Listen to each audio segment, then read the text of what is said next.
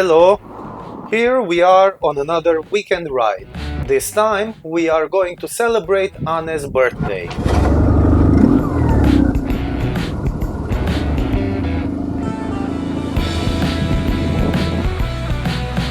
We have a pretty full schedule these days, so stick around to see what we're up to. I usually like to get out of Barcelona on a smaller road rather than taking the highway, as it's always crowded and the scenery is not that beautiful.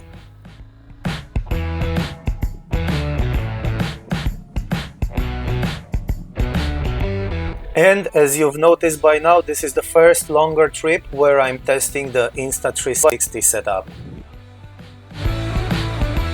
For now it's just attached on the handlebar near the mirror.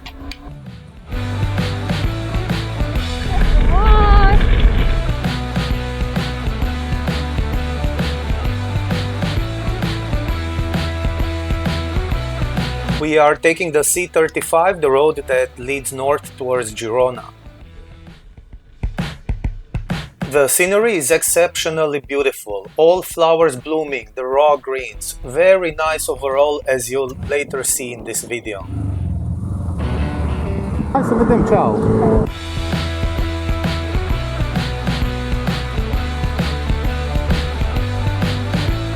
And this was our first pit stop.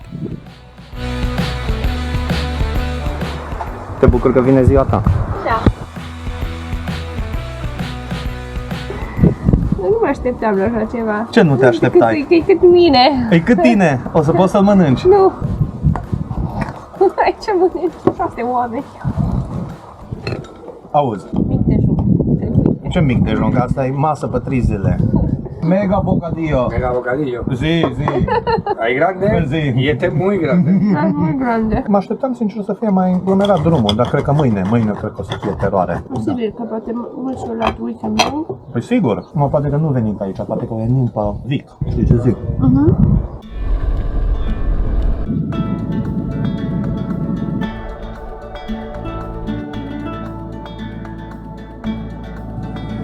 After a big meal, we were off to our overnight stay, a hotel and spa with natural thermal water built in the 1800s.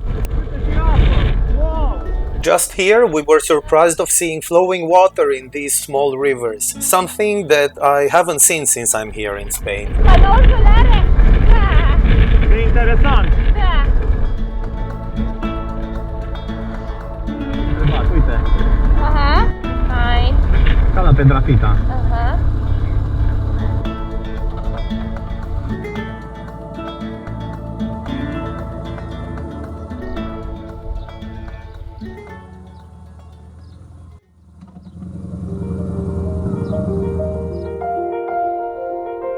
The entrance to the hotel feels very grandiose with this line of trees. Our plan was very simple. Go to the spa, have a nice dinner and maybe an outdoor walk.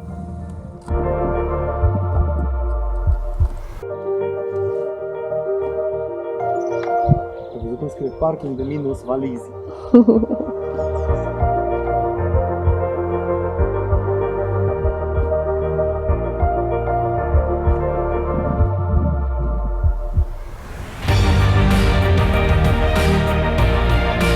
The hotel grounds are well kept, clean, with an outdoor pool, a bench in a small forest and several lounge areas. The interior feels very luxurious, a lot of marble, polished steel, glass, very nice overall. And check out these rooms. And we've got a very luxurious room, Margaret!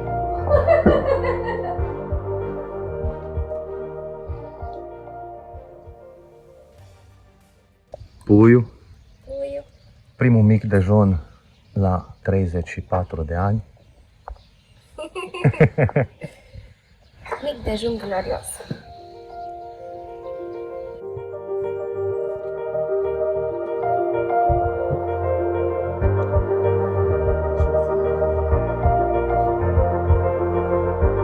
I I managed to catch a moment with the spa empty to go with the camera. It had an outdoor space as well, 2 saunas, a jacuzzi, everything you need to relax. And we also did a small 5-kilometer hike in the area. La selva.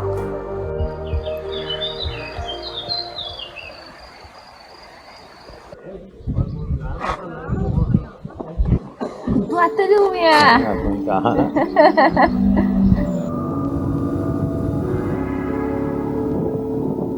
We continued the journey going towards the mountains, especially towards Montseny, which is like the biggest mountain in the area of Barcelona.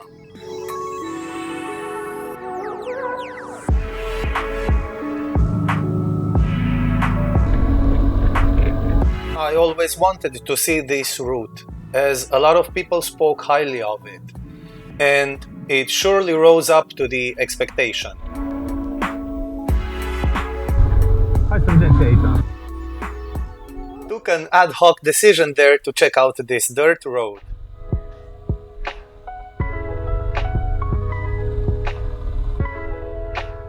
Ne oprim?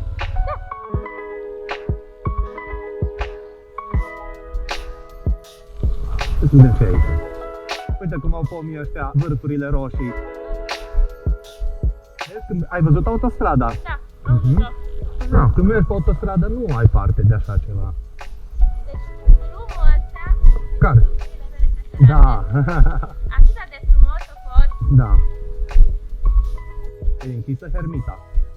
Da. San Michel, secolul XII. Cum scrie, propriedad de Jaime Corvera. Acolo e ultima lui proprietate.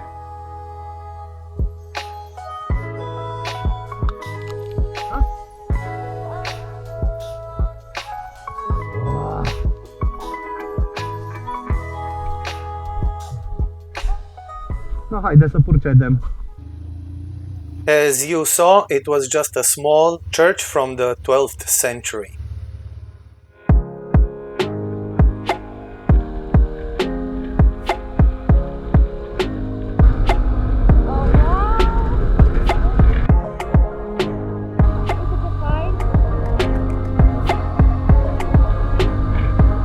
Uite aici o să venim. In this small town, we had an appointment for a very fancy restaurant. Oare nu putem să oprim și să mergem pe aici pe jos? Ba da, ne putem opri. But first, we wanted to visit a bit. Mamă, asta e plută. Aha. The cork trees. Hai, puiu. Spune o poveste. Când ea era mică, uite când apeși pe ea. Nu? Și se vede. Da?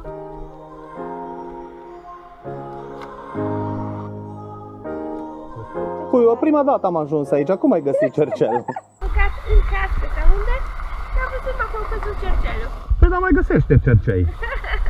Foarte frumos drumul, deci îmi place cel mai frumos drum din Catalunya.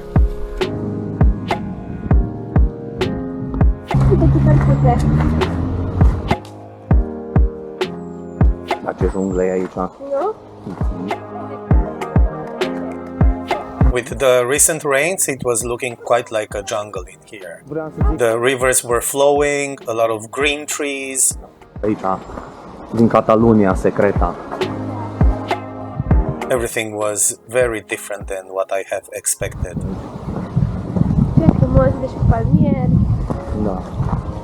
Bă, zic că nu pare a fi Europa.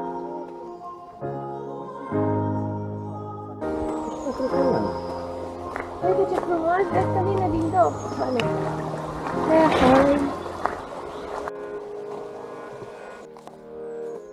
After this small walk, it was time to go back to the restaurant.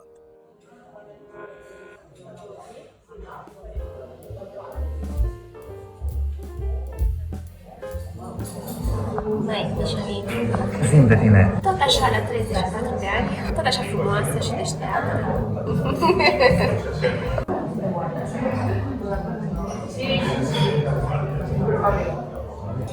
Mejiones. Mejioane și berberecios.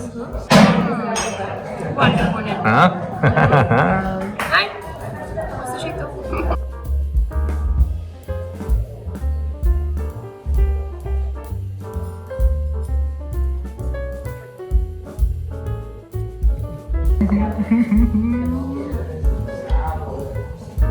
Ole.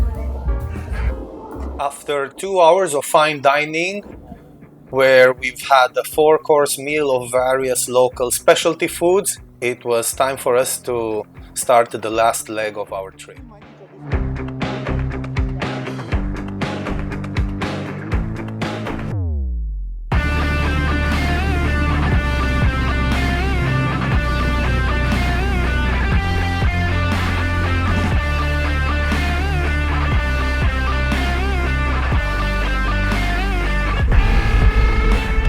Aici e tunel. E faină zona asta. Cea mai faină. Da, aici. Ce frumos, îi place. Da. Voi punea așa frumos, nu mai prins de mult. Și dacă e primăvară, nici o balustradă. Dacă n-ai grijă, uite unde te duci. This is the road that passes from Viladrau, where they make the water, down towards Sant Celoni.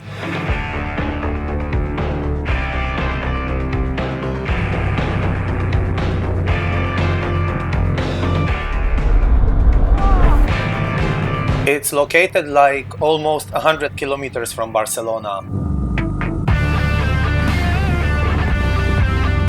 Provincia de Barcelona. The road was not that crowded. It was mainly us and very few cars. Păi nu?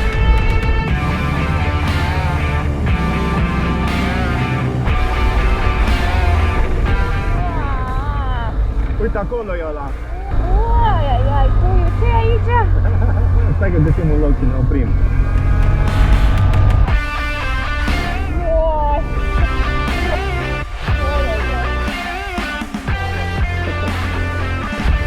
This was our last stop at this viewpoint where you could actually see up to Barcelona. Bă, da. Thanks for watching!